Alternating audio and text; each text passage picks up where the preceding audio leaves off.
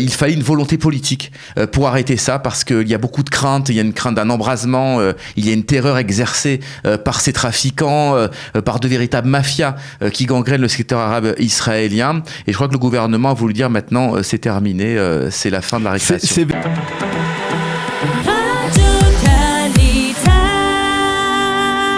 Nous avons le plaisir d'accueillir dans ce studio Stéphane Amar. Stéphane, bonjour, Boker Tov. Bonjour Daniel. Je rappelle à nos auditeurs que vous êtes journaliste, écrivain et que vous êtes spécialisé ces dernières années dans le secteur arabe israélien. Alors on va parler avec vous justement de ce qui s'est passé hier, en particulier au niveau de la police. On avait beaucoup critiqué dans le secteur arabe l'action de la police ou la non-action de la police.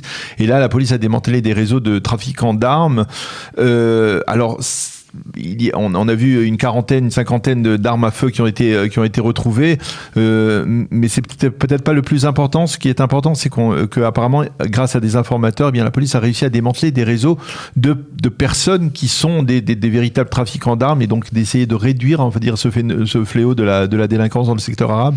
Oui, c'est un signal très important envoyé à l'opinion générale, au secteur arabe en particulier, c'est de dire c'est la fin de l'impunité. C'est-à-dire que pendant des années, on a toléré que ces villes, ces villages arabes, ces agglomérations arabes soient des zones de non-droit, un petit peu à l'image de ce qui peut se passer dans certains quartiers français.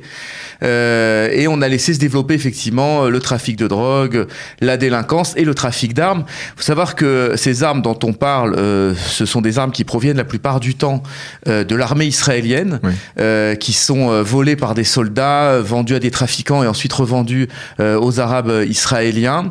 Et c'est quelque chose de très connu, de très courant. J'étais au Melfahem la semaine dernière. Les gens en parlent tout à fait librement. Ils savent qu'on peut se procurer très facilement et à des prix d'ailleurs assez bas des armes issues de l'armée israélienne.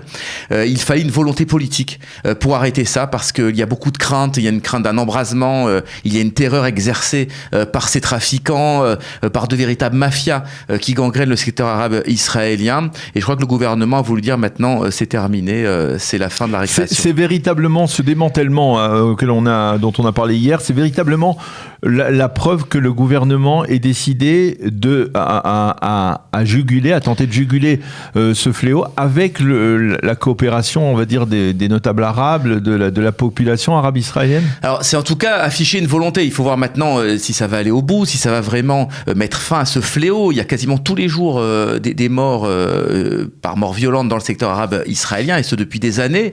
Est-ce que ça va enrayer véritablement ce phénomène, ou est-ce que c'est juste un effet d'annonce? Ça, il faudra attendre pour le voir. En tout cas, je pense qu'il y a une véritable volonté. Je pense que le fait qu'il y ait des Arabes effectivement au sein du gouvernement avec le mouvement Raham, c'est quelque part un gage d'efficacité, parce que ils peuvent agir directement sur le secteur arabe israélien.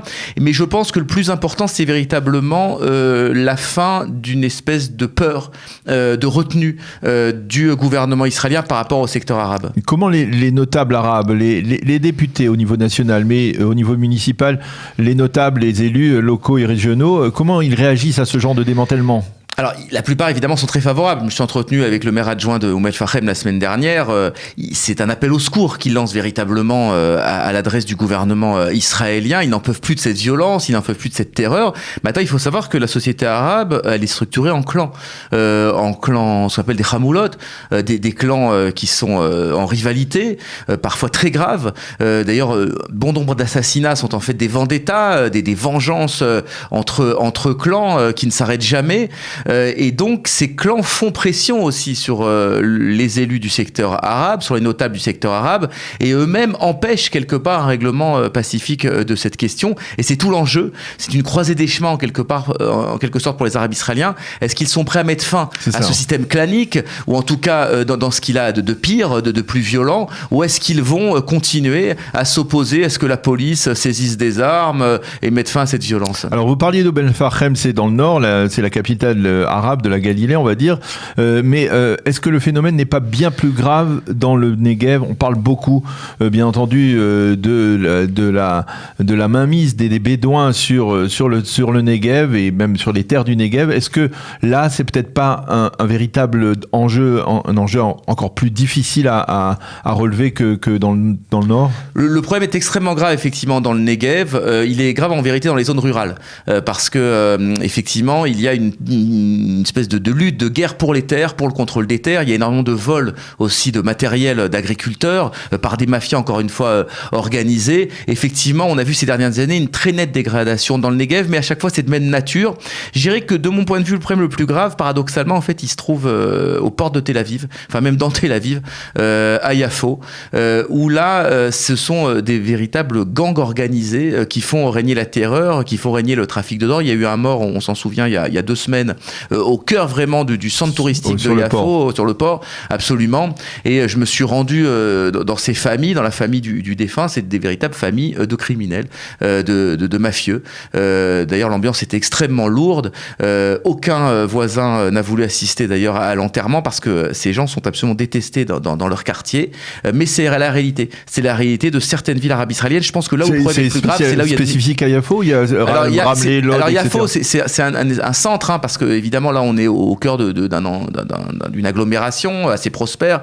Donc le crime prospère sur ces agglomérations de façon naturelle, mais c'était également le cas à Lod, c'est le cas à Akko, et d'ailleurs ça se recoupe avec ce qui s'est passé au mois de mai dernier. On s'est aperçu que là où les émeutes ont eu lieu, donc en mai dernier, souvent c'était lié au crime, c'était lié à des gangs organisés. C'est-à-dire les agitateurs étaient des membres de la PEG. Absolument. Alors je reviens au Negev, parce que peut-être aussi parce que c'est aujourd'hui l'anniversaire, la journée anniversaire du 48e anniversaire de la mort de David Ben Gurion.